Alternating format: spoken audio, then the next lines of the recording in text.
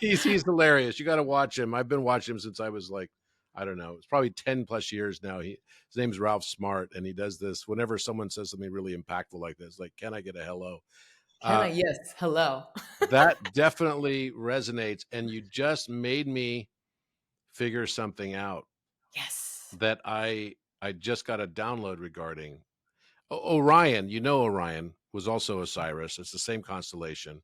Mm-hmm. Orion there are many ways in the Greek mythology of how Orion dies, right? He's like the Groundhog Day of death, right? He dies several different ways. One way is he gets killed by his lover, right? Appropriate.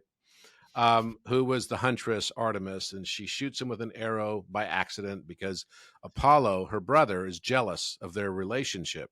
Hmm. And so Apollo says, I bet you're not such a good archer that you could hit that little target way off in the distance. And she didn't realize it was Orion swimming in the ocean. And so she Oh. kills Orion, her lover, and Zeus gives him a consolation. Well, in another story, Orion ends up getting killed by a scorpion.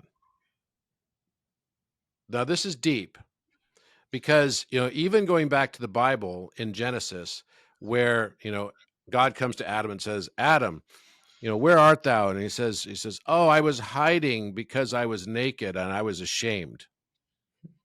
Right. So he covered himself with fig leaves and he said, who told you that you were naked? And he said, oh, the woman that you gave me and commanded I should remain with her. She gave me the fruit of the tree of knowledge of good and evil, and I did eat. Eve, what hast thou done? Oh, the serpent beguiled me and I did eat. So the first emotion we learn about from Adam is shame. The second thing we learn is that as soon as you feel ashamed, you cast blame on someone else. And so then God curses the snake. And he says, you will have the power to bruise his heel, but he shall have power to crush thy head. The seed of the woman, right? That was the whole concept. Now, what's interesting about this is that the scorpion and the snake are syncretized in the zodiac of Scorpio. What's So syncretized Scorpio, mean? syncretized means they've been brought together, like amalgamated, right, into Okay. one. So Scorpio is the one sign in the zodiac that actually goes through this transformative process where it goes from being a snake or a scorpion, right, to an eagle and then eventually a phoenix.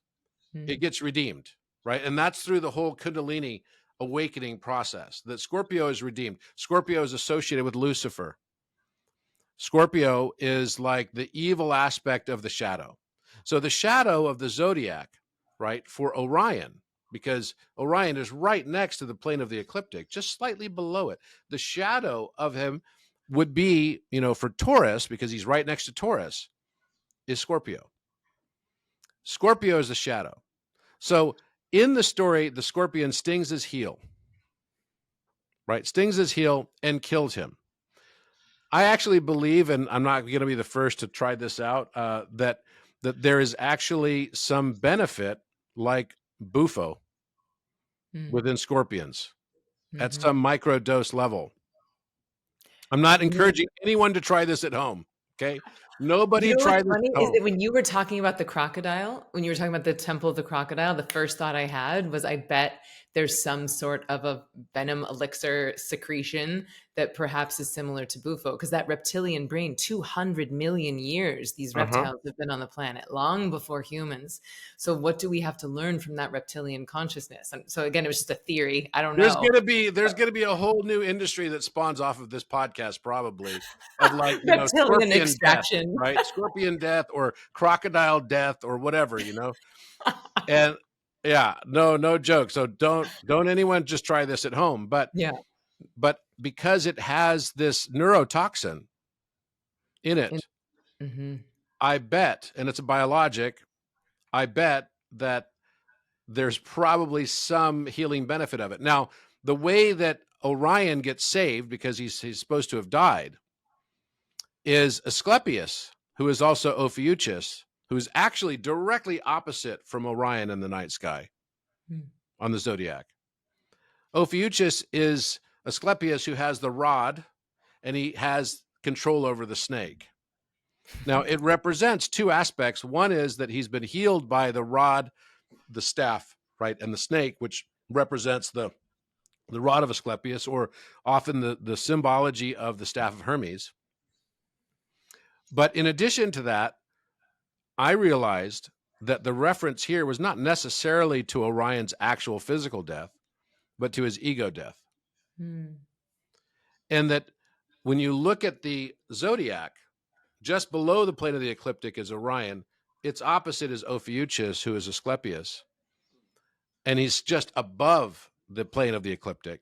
When you look at them in totality, the conscious mind and the subconscious, the hero, right, and or a villain or a shadow, they actually have to be seen as equals. And then when you do, they both end up on the claim of the ecliptic, on the plane of the ecliptic. So maybe we're actually missing some true zodiac signs, right? Not just the 13th, but maybe even a 14th. That they would all have some sort of counter or some sort of polar. That they have a polar relationship. Mm-hmm. Absolutely. That there is no hero without the villain. There is no light without the darkness. Yeah. And that we create, just by being the hero, we create the villain unknowingly. Because one is there to understand its boundary condition from the other.